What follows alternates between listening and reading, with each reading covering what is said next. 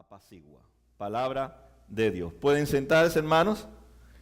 Pues bueno, vamos a estar hablando de un tema donde a todos nosotros nos concierne, que es sobre la ira.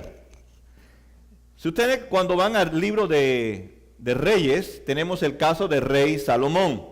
El rey Salomón, en el capítulo 3 de Primera de Reyes, él le pide sabiduría a Dios para gobernar a su pueblo.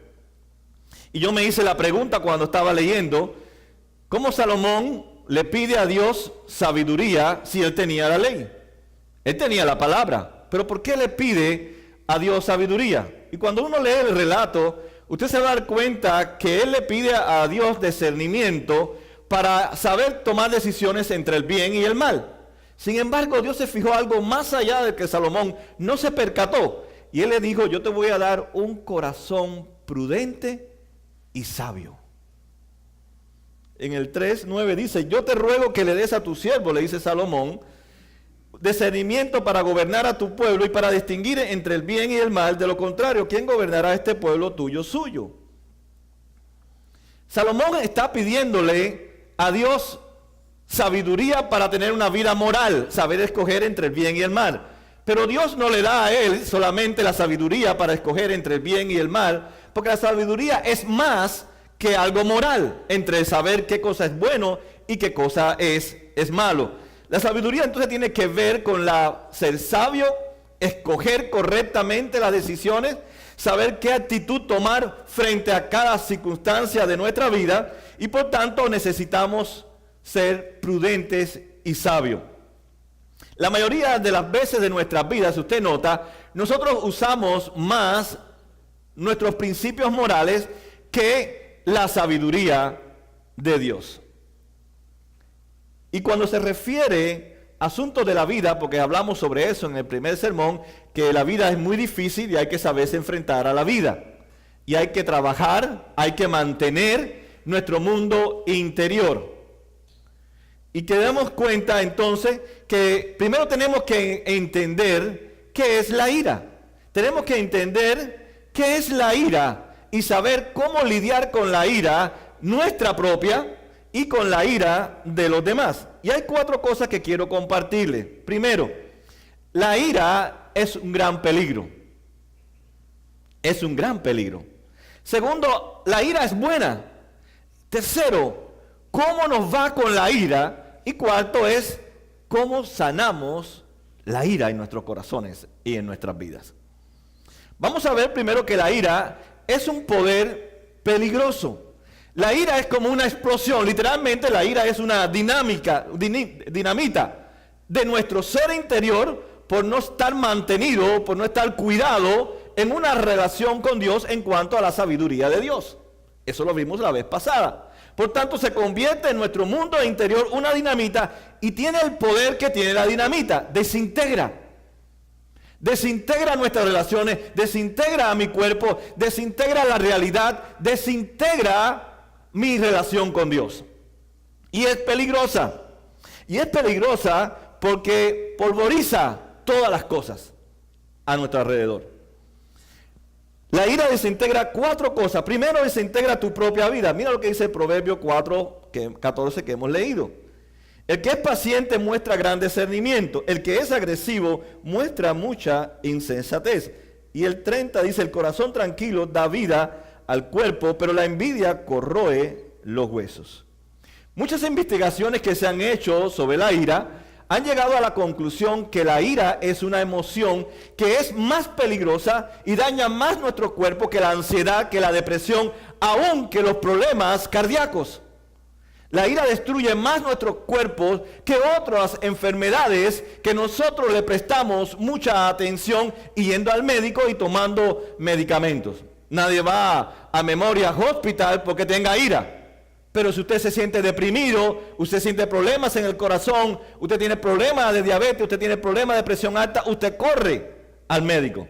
Sin embargo, cuando tenemos ira, no se nos ocurre a nosotros ir y atender nuestra ira. Porque la ira es más peligrosa y destruye más nuestro cuerpo que cualquier otra enfermedad. Segundo, la ira también destruye nuestra sabiduría. No sabemos cómo actuar, perdemos la habilidad de tomar decisiones correctas. Dice el Proverbio 14:29, el que es paciente muestra gran discernimiento, el que es agresivo muestra mucha insensatez.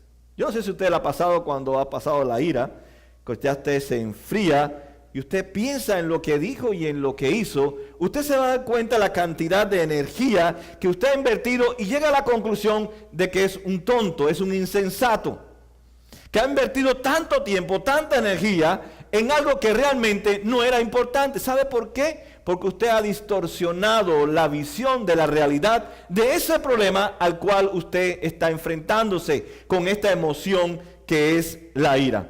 Así que la ira, ¿verdad?, desintegra mi cuerpo. La ira también desintegra mi sabiduría, el conocimiento correcto de poder aplicar la palabra de Dios, porque destruye también, en tercer lugar, la realidad que yo estoy viviendo. Proverbios 24:29 dice, no digas, le haré lo mismo que me hizo, le pagaré con la misma moneda. La ira entonces es una adicción emocional. Hay personas que hacen una adicción a estar airado, a estar molesto. ¿Por qué? Porque la ira nos conduce a nosotros a la negación. No admitimos que estamos preocupados, no admitimos que estamos enojados, no admitimos que estamos heridos, no admitimos que tenemos ira. Y buscamos siempre hacer nuestra propia justicia. Mientras más ira tengamos, más problemas sociales vamos a tener y más problemas psicológicos vamos a tener. Porque la ira rompe nuestras relaciones. La ira rompe con las personas, distancian a las personas nos abandonan, las personas no se sienten bien a nuestro lado. Porque se va desarrollando en nosotros una raíz de amargura. Y eso es lo que nos lleva la ira como una adicción. Nos lleva a ese momento en que nos damos cuenta que necesitamos expresar nuestro enojo. Hace muchos años atrás, los psicólogos les recomendaban a las personas que cuando tuvieran ira que la expresaran, dando un puñetazo contra la pared, lanzando objetos. Incluso se puso de fama el bolseo, de estar dando golpes en eso que baja, así que es hueso, y golpear y desahoga tu ira. Pero mientras más ira tú tengas, menos control tú tienes. Mientras más ira tú tengas, más problemas vas a tener con las personas. Entonces el asunto no es expresar tu ira golpeando cosas o lanzando cosas o ofendiendo a las personas o diciendo cosas groseras a las personas. Mientras más ira tengamos, vamos a descubrir que la raíz de amargura va tomando posición en nuestra vida. Y la ira se convierte en nosotros una adicción. Y es destructiva. Porque perdemos el poder, perdemos el control y destruye nuestra vida, destruye nuestra sabiduría y destruye nuestras relaciones. Lo segundo que podemos ver en estos dos proverbios y otros proverbios es que la ira tiene una parte buena. Pero nosotros esa parte buena la hemos perdido. Pero vamos a hablar de ella porque la Biblia habla que la ira también tiene una parte buena. Dice el Proverbio 16:32, más vale ser paciente que valiente, más vale el dominio propio que conquistar la ciudad. La Biblia en ningún momento dice que no podemos, que está prohibido tener ira. La Biblia lo que dice que podemos airarnos, pero no pecar. Por tanto, la Biblia dice que yo puedo estar airado, yo puedo estar molesto con otras personas.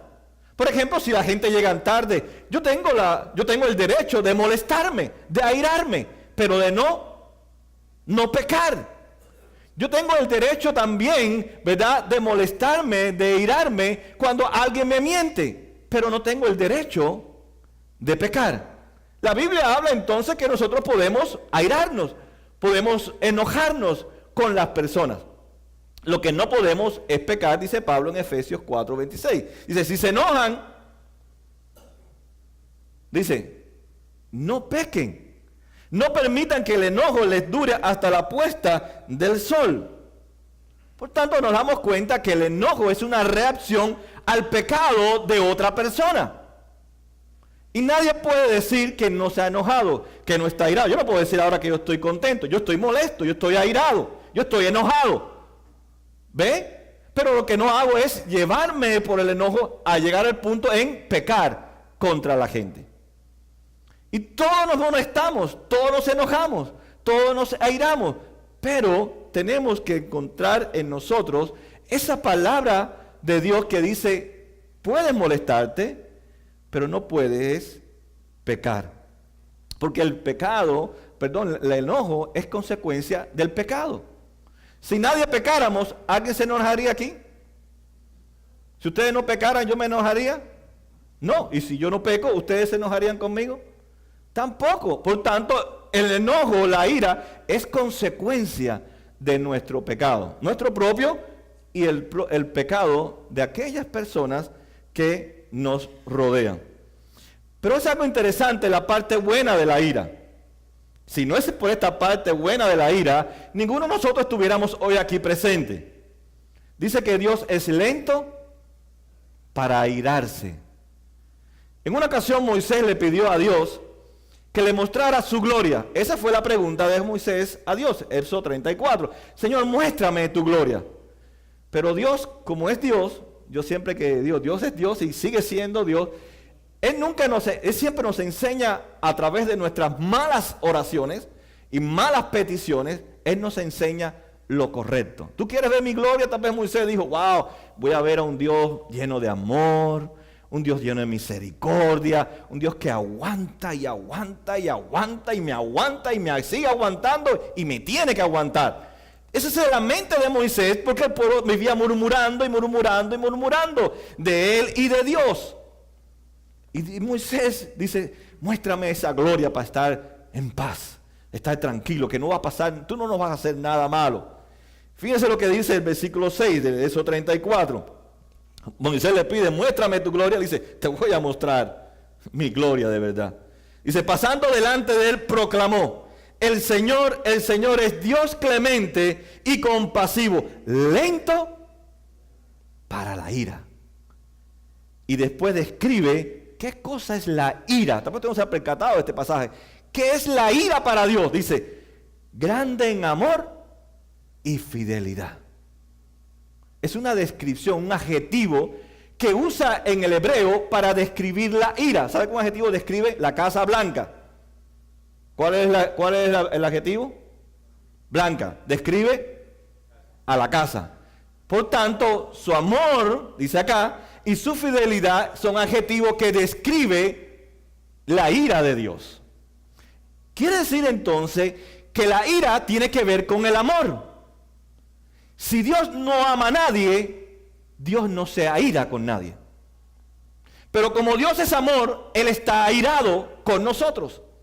Él está enojado contigo y conmigo. Porque Dios no soporta tu corrupción ni mi corrupción. Dios no soporta tu pecado ni mi pecado. Y Dios vive constantemente, usando un término humano, Dios vive constantemente airado contigo y conmigo. Pero la gente dice, pero ¿cómo puede ser eso, pastor? Si Dios es amor. Pero Dios también dice que es justicia.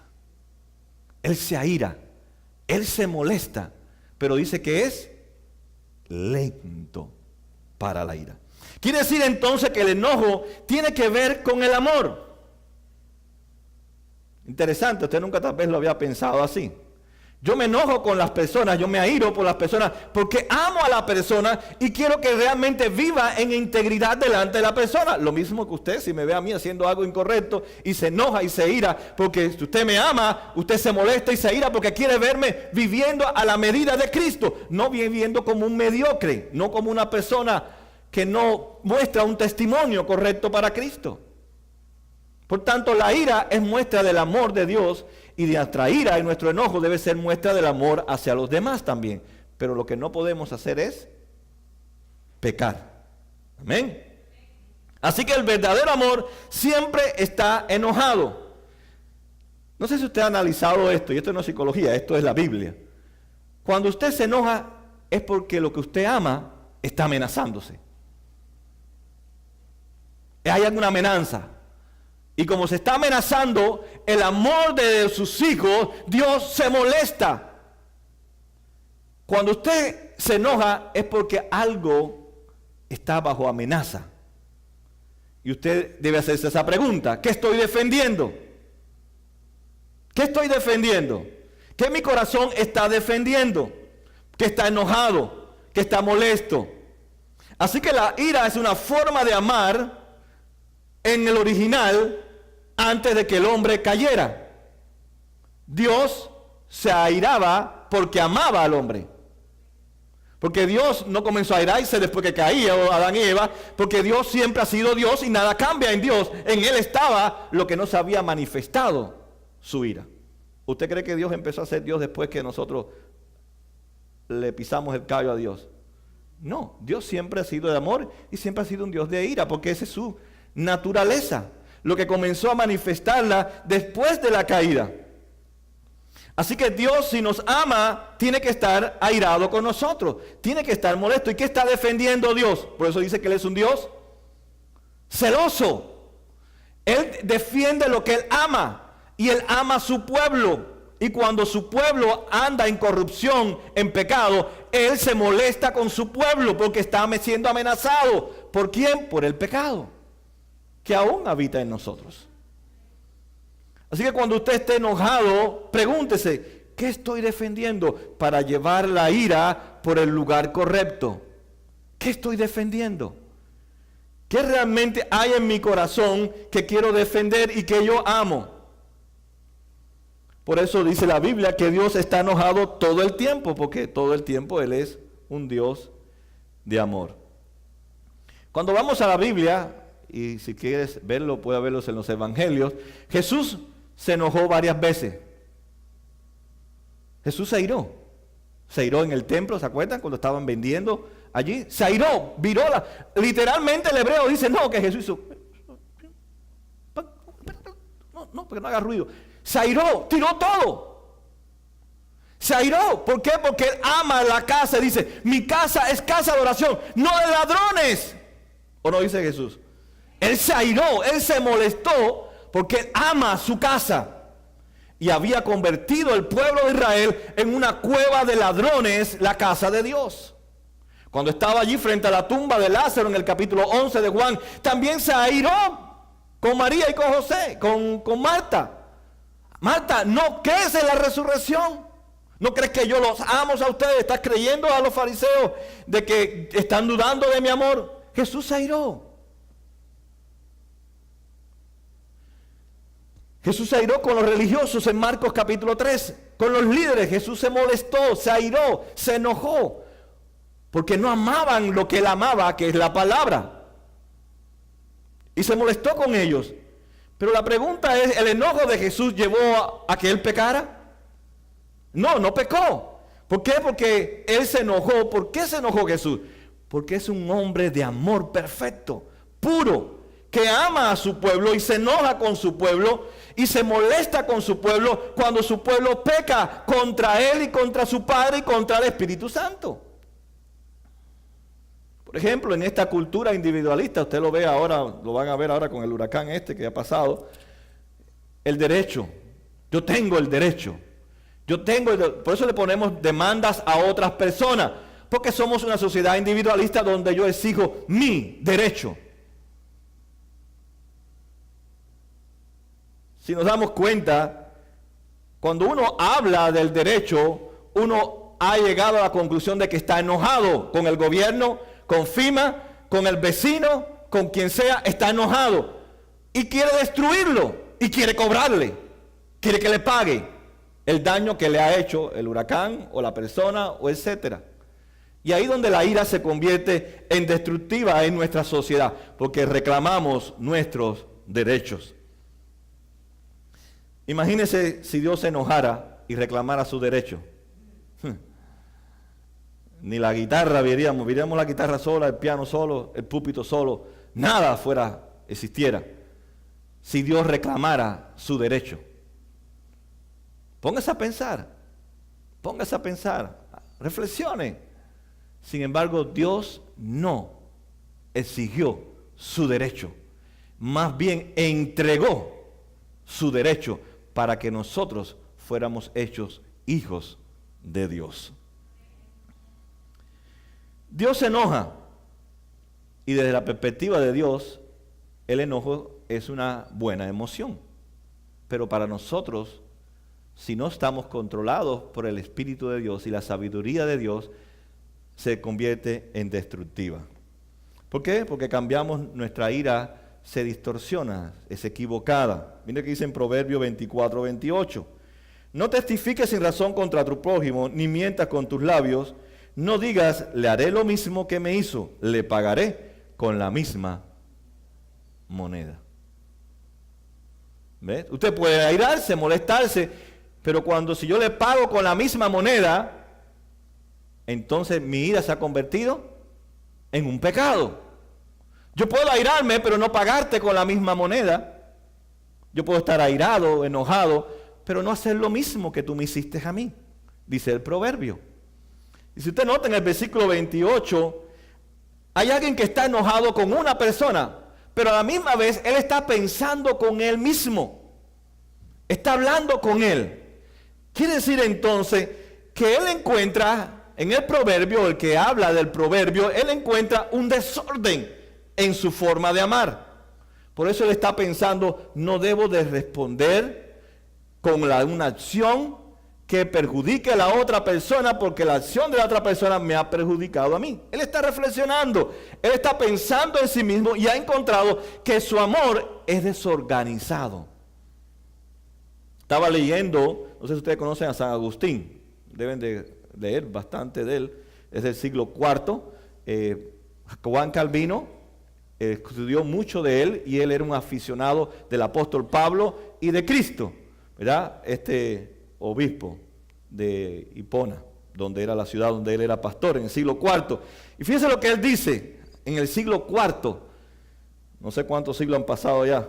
Dice, el mayor problema que tenemos es un desorden en nuestro amor. Siglo IV. Siglo XXI hay un gran desorden en el amor. Y él no vio la tecnología, él no vio la televisión, él no vio aviones, él no vio barcos, él no vio pornografía, él no vio nada. Eso fue revelación de la palabra de Dios, porque era un hombre, un teólogo del siglo IV.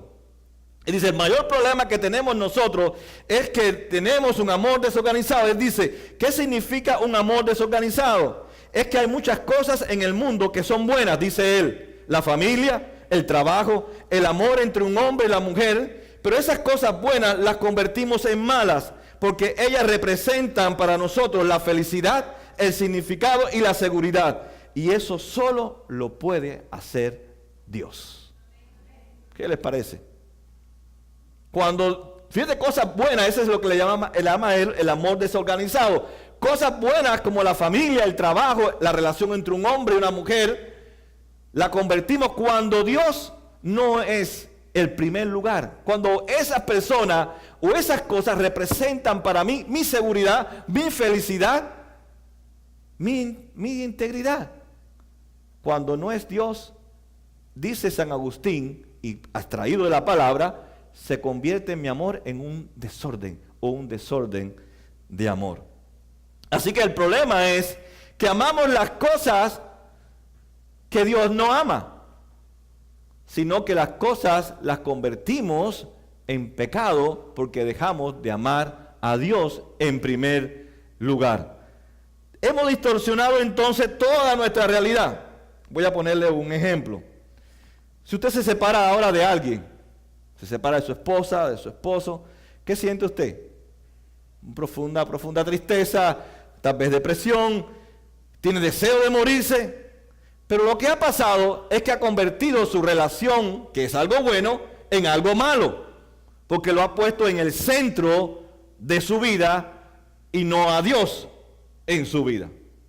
O sea, algo bueno lo podemos convertir en algo malo. Y eso bueno, al dejar que controle nuestro corazón, porque hemos desplazado a Dios, entonces nos damos cuenta que se puede convertir en una ira incontrolable y destructiva. Por lo tanto, tenemos que darnos cuenta que esta es una emoción. que provoca no perder algo. Cuando usted tiene ira, enojo, no quiere perder algo y eso que se está perdiendo es amenazado. Y usted quiere recuperarlo a la forma que usted cree que debe recuperarlo, pero a veces usa formas incorrectas para recuperar lo que está perdiendo o lo que se le está yendo de sus manos. Pero originalmente, como les dije, la ira es una expresión del amor de Dios. Pero ¿qué ha hecho el pecado? Ha creado un amor desordenado y por lo tanto una ira desordenada. Nuestra ira tiene un desorden y se expresa en tres formas. Primero, se expresa en nuestro amor hacia los demás. Nuestra ira distorsiona el amor hacia nuestros hijos, hacia la gente, el enojo. Por ejemplo, vivimos en un mundo donde hay muchas injusticias y a veces no respondemos a esas injusticias. Y es tan pecado guardar el silencio como actuar enojado en contra de las injusticias. Así que uno puede pecar también si no reacciona frente a las injusticias que hay en nuestra comunidad, en nuestra familia y a nuestro alrededor. Uno debe de responder con enojo porque uno ama la justicia y no la injusticia, ¿o no es así?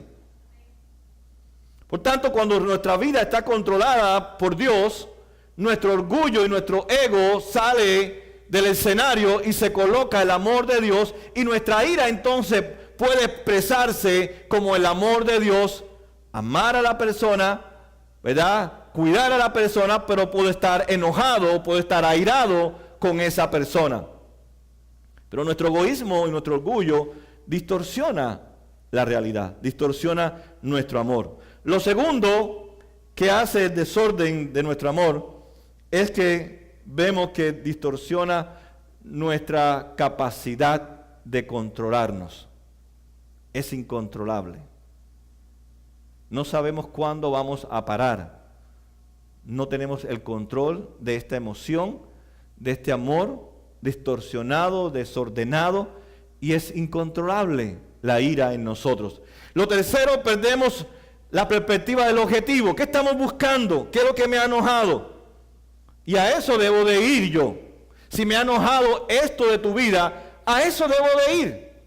No ir a todas las demás cosas que tal vez en un pasado me molestaron o me iraron. Por ejemplo, si mi hijo tiene un mal comportamiento en la escuela, ¿cuál debe ser mi objetivo? El comportamiento. Pero la ira pierde el objetivo, que él cambie el comportamiento. ¿Y qué es lo que hace mi ira? Lo maltrata físicamente. Lo maltrata físicamente. ¿Usted quiere golpear el cuerpo o que cambie el comportamiento? Usted quiere que cambie el comportamiento. Entonces la ira te hace perder la objetividad. ¿Qué es lo que tú quieres que la persona cambie? ¿Que tenga todo el cuerpo amayugado o que cambie su comportamiento? Entonces la ira, cuando realmente no se detiene y comienza a verse en el escenario del pecado, entonces pierde la objetividad. ¿Qué es lo que yo quiero? Y se convierte entonces en una venganza. En una venganza. Y eso indica que hay un desorden, porque no has podido perdonar a esa persona. La venganza no es amor. La venganza está relacionada con el odio. Yo odio el pecado, pero tengo que amar a la persona. Yo estoy molesto con la persona, disgustado con la persona, pero tengo que amar a la persona. Porque si no la amo, entonces pasé la línea y estoy pecando, o mi ira se ha convertido en un pecado. Lo cuarto que vemos entonces, que debajo de la ira hay una raíz. Todo tiene una raíz. Y es que el nivel de su amor por Dios está en lo más bajo posible. Lo más bajo posible. Estamos hablando de una ira que se convierte en pecado. No una ira porque podemos airarnos, pero no podemos pecar. Hay que saber distinguir entre una cosa y la otra. Yo puedo molestarme con una persona, airarme con una persona, pero no llevar mi enojo y mi ira a pecar, a darle a él o a ella lo que se merecen y pagarle con la misma moneda, como dice el proverbio, no lo debo de hacer. Si me robaste $100, te voy a robar $100. Si incumpliste conmigo, yo voy a incumplir contigo. ¿Entienden? Entonces, la ira es bíblica, pero tiene que ser controlada por el amor de Dios en mi vida. Voy a ponerle otro ejemplo. ¿Cuántas personas no van a los restaurantes y se molestan con el mesero? Se airan con el mesero, hieren al mesero, ofenden al mesero, en vez de decir, un momento, porque eso es lo que hay que hacer, voy a analizar mi ira. ¿Quién tiene culpa? ¿El mesero que está lento o yo que he llegado sin tiempo? Porque tengo que estar en 20 minutos en otro lugar. El problema lo tienes tú, porque no calculaste tu tiempo, no le diste la importancia a tu tiempo y entonces le echas toda tu culpa al mesero. Y él, usted ve que como está la ley de que el cliente es el que tiene la razón, el cliente que hace el mesero, se queda calladito. Posiblemente cuando entra te escupe la comida y te hace 20,000 cosas porque él te va a hacer lo mismo que tú le hiciste, porque él no conoce a Dios. Entonces, hay que pararse, hay que analizar que estoy defendiendo. Mi falta de tiempo, que estoy molesto con mi esposo, con mi esposa o con mis hijos y llegué ahí y le eché al mesero todo lo que de cual se iba a morir. Yo lo he visto en los restaurantes, a los pobres meseros, que después cuando se van la persona me mira y me dice, ¿qué pude hacer yo? ¿Qué fue lo que hice? Él trabaja así, como usted trabaja también lento, o todo el mundo trabaja rápido. Todo el mundo también trabaja a su pasito. Entonces vaya al restaurante con 2 horas de anticipación para que usted tenga tiempo y no le moleste la lentitud del mesero. O si no, tiene el derecho de pararse y decirle, gracias mesero, pero estoy apurado, no tengo tiempo, lo siento, me tengo que ir y me voy del lugar. No tengo que ofender al mesero. Y eso, sin darnos cuenta, hasta yo mismo me he dado cuenta cuando he estado en restaurantes que se han demorado demasiado. Y decir, pero voy a pararme, irme y decirle, gracias mesero, pero la culpa es mía, no tengo tiempo, llegué muy tarde a la cita aquí al restaurante y me debo de ir, porque tengo otra cita después de esta. ¿Cómo podemos entonces sanar nuestra ira? Primero, es admitirlo. Todos los proverbios dicen que el hombre sabio admite la ira, admite que está enojado, pero a la misma vez es lento para airarse. Así que la clave es admitir que yo estoy enojado. Eso me hace a mí vulnerable. Jesús dijo que estaba enojado y lo hizo a él vulnerable para que la gente entrara en su corazón. Vulnerable quiere decir que usted puede entrar. Invulnerable es que usted no deja que nadie entre. Entonces lo que estamos diciendo es, usted le expresar el enojo, la persona entra en tu corazón. ¿Por qué estás enojado? A lo mejor algo incorrecto, equivocado, pero se lo está expresando a la persona y eso le permite llegar a una reconciliación con esa persona. Pero si usted no le dice que está enojado, que está molesto, está rompiendo la reconciliación con esa persona. Eso le ayuda entonces a admitirlo, su enojo, que está enojado, ¿verdad? Vulnerabilidad, que puede entonces entender la persona, su debilidad y la debilidad de la otra persona. Sé que tienes problemas con esto, sé que tienes problemas con lo otro, admítelo, tienes debilidades, pero hay personas que no lo admiten y ponen 20,000 excusas. ¿O no es así? Ponemos muchas excusas. Sin embargo, al no admitirlo, estamos rompiendo la reconciliación con esa persona que está enojada, que está molesta con nosotros. Admitir nuestro enojo, entonces, no es una debilidad, es una fortaleza. Admitir que estamos enojados, que estamos airados.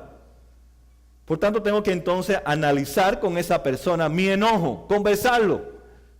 Mira, estoy enojado contigo, estoy irado contigo por esto. Vamos a ver qué te puedo ayudar o cómo tú me puedes ayudar para yo entender tus actitudes o tu lo que sea, lo que está causando el enojo. Mira lo que dice el proverbio. 24, 29. No digas, le haré lo mismo que me hizo y le pagaré con la misma moneda. Dice, no digas. Entonces tenemos que darnos cuenta que hay que conversar, hay que analizar nuestro enojo. Si yo estoy molesto contigo, debo decirle, sí, estoy molesto contigo y estoy molesto por esto y por esto. Eso abre mi corazón a ti, tú entras a mi corazón y nos ayuda a reconciliarnos. Porque si no, echas raíz de amargura en mi corazón. Pero usted tiene que admitir, y yo tengo que admitir también. Porque hay personas que son muy testarudas, no admiten lo que ellos están haciendo. Y uno debe de admitir, eso te hace vulnerable y permite la reconciliación. Así que si estás enojado, no es porque has perdido algo, es porque quieres tener algo, quieres tener una reconciliación con esa persona. Y lo más importante es defender la reconciliación. Estar bien con esa persona.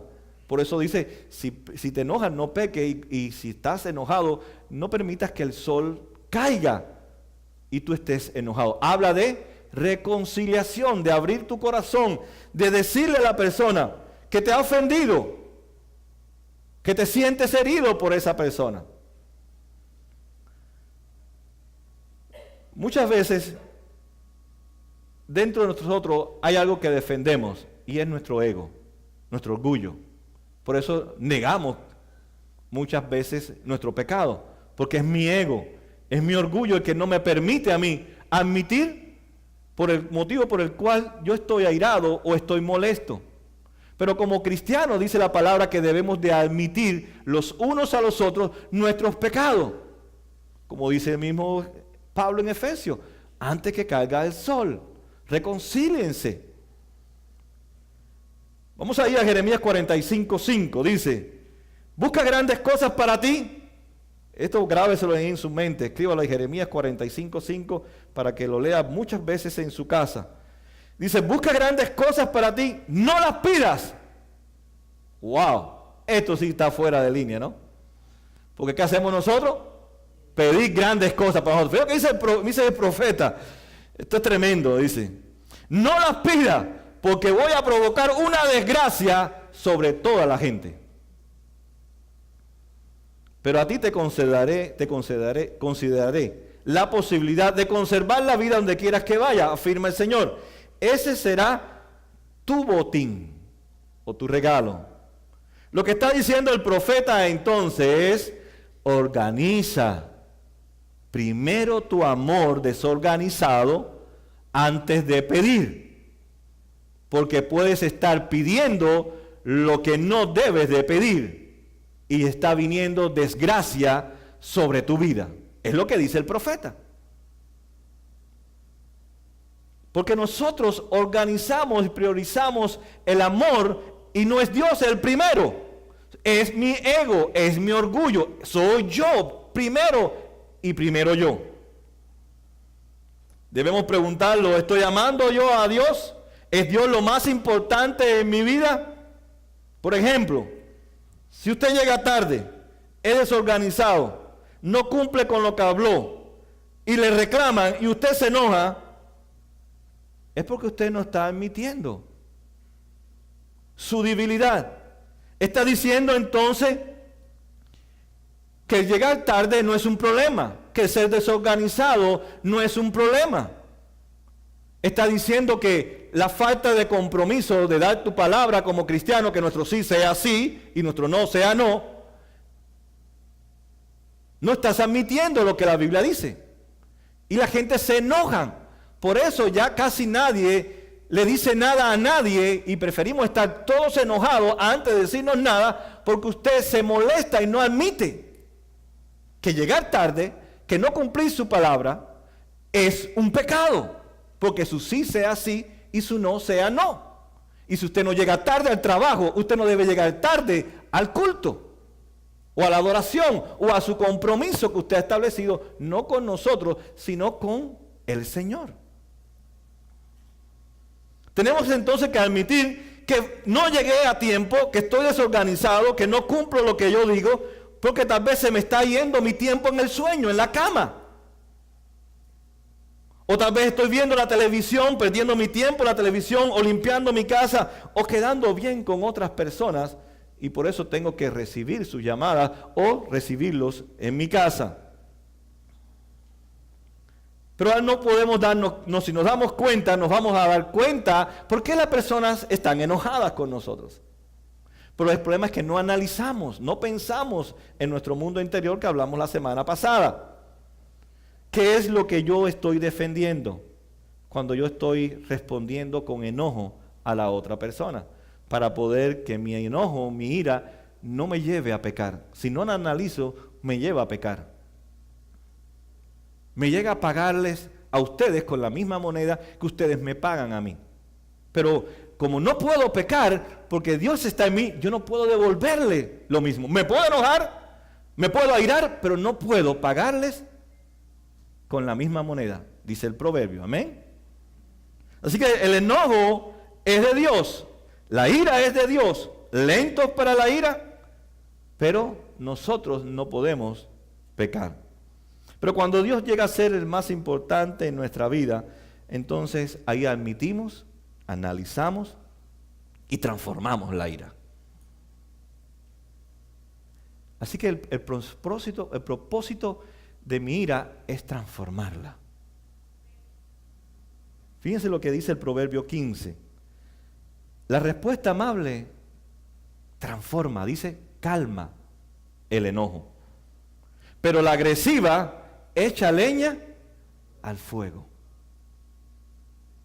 ¿Cómo transformar la ira? Dice, si tú estás airado y me estás ofendiendo y alzándome la voz, dice, yo transformo tu ira en amor, te doy una blanda respuesta.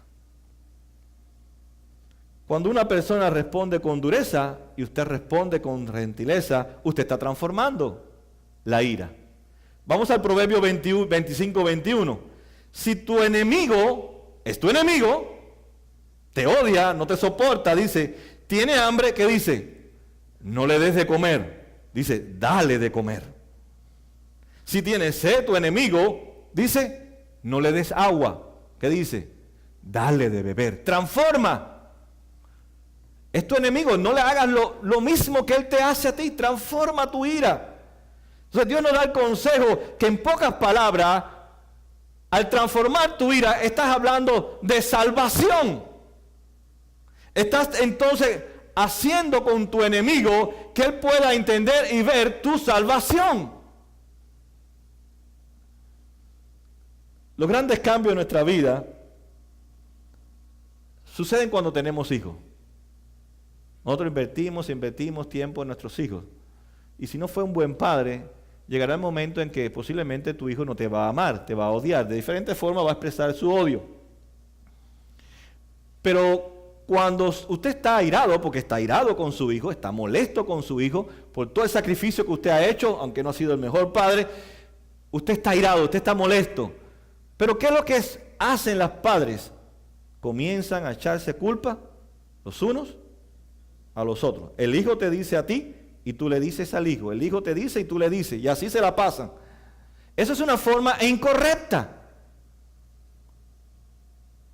Lo que hay es que admitir que tu hijo está enojado contigo, que él analice su enojo y tú también analices tu enojo. Y debe llevarlos ¿a dónde? A la reconciliación. Cuando se abren los corazones, es el propósito de la reconciliación, de reconciliarnos con nuestro hijo o nuestro padre. No es culparnos los unos a los otros, es la forma incorrecta. Es analizar en mi corazón antes de culparte a ti y antes de que tú me culpes a mí. Muéstrame tu enojo, los motivos de tu enojo. Yo te puedo también mostrar mis enojos y los motivos de mi enojo, pero lo que estamos haciendo es reconciliación, reconciliándonos con Dios. Cuando usted quiere algo y Dios no se lo da, usted se da cuenta que usted está enojado con Dios. Y con esto voy a ir concluyendo. Nosotros estamos enojados con Dios. Nosotros estamos enojados con Dios. Por eso no amamos a Dios. Por eso es imposible para nosotros amar a Dios en primer lugar, porque estamos enojados. Estamos airados con Dios, porque no nos ha dado, no nos ha concedido los deseos pecaminosos de nuestros corazones. Y estamos enojados, estamos molestos con Dios. Así vive el hombre, por eso el hombre no cree en Dios. La gente no quiere saber de Dios. ¿Por qué? Porque están enojados con Dios. ¿Por qué a Jesús lo llevaron a la cruz? ¿Por qué a Jesús lo crucificaron, lo golpearon, se burlaron? ¿Por qué? Porque estaban enojados con Él, estaban airados. No lo soportaban. Su presencia le causaba realmente repugnancia. Por eso lo llevaron a la cruz. Sin embargo, ¿qué hizo Jesús en la cruz? Absorbió toda nuestra ira desorganizada. Absorbió todo nuestro amor desordenado para que tuviéramos una ira que no peque y un amor perfecto de Dios. Aquel que no amamos, mira cuántas cosas ha hecho por nosotros. Y Él practicó la palabra. Él desde la cruz no le dijo, váyanse todos al infierno, son unos sinvergüenza. Mira cuánto los he sanado, cuánto he hecho por ustedes. Él no les pagó con la misma moneda. Él le dijo muy suave, Padre, perdónalos, porque no saben lo que están haciendo con su ira. Jesús también dijo en Getsemaní que dejara pasar de él la copa. La copa en el Antiguo Testamento es símbolo de juicio, es símbolo de la ira de Dios. Le dijo, oh Dios, deja pasar tu ira, tu enojo. Pero dijo, hágase tu voluntad. Y dice que Jesús tomó de la copa de la ira de Dios. Para que entonces nosotros pudiéramos enojarnos y airarnos, pero para no pecar. Si Jesús pagó un precio muy alto, entonces podemos enojarnos, podemos airarnos con los demás, pero no podemos pecar. Si Jesús, a quien seguimos, se enojó y Él expresó su enojo y le compartió su enojo, pero nunca respondió con dureza, sino con una gentileza cósmica que trasciende todos los tiempos. Él respondió con gentileza. Es más, Él vino a ayudarnos. Él vino a ayudarnos. No tuvo en cuenta entonces mi amor desorganizado, mi ira desorganizada, mi odio hacia Él, sino que Él fue y pagó por todo eso en la cruz por mí. Él salió a ayudarnos, pero aún nuestra cultura sigue llena de ira. Aún muchos cristianos siguen llenos de ira, cuando ya deberían ser pecadores libres de seguir pecando a través de la ira. Por eso cuando tengas ese momento de la ira, analiza tu ira. ¿Qué estás defendiendo y cuál debilidad debes reconocer? Y así serás un agente de redención en medio de un mundo lleno de ira. Pongamos de pie para orar. Señor, gracias.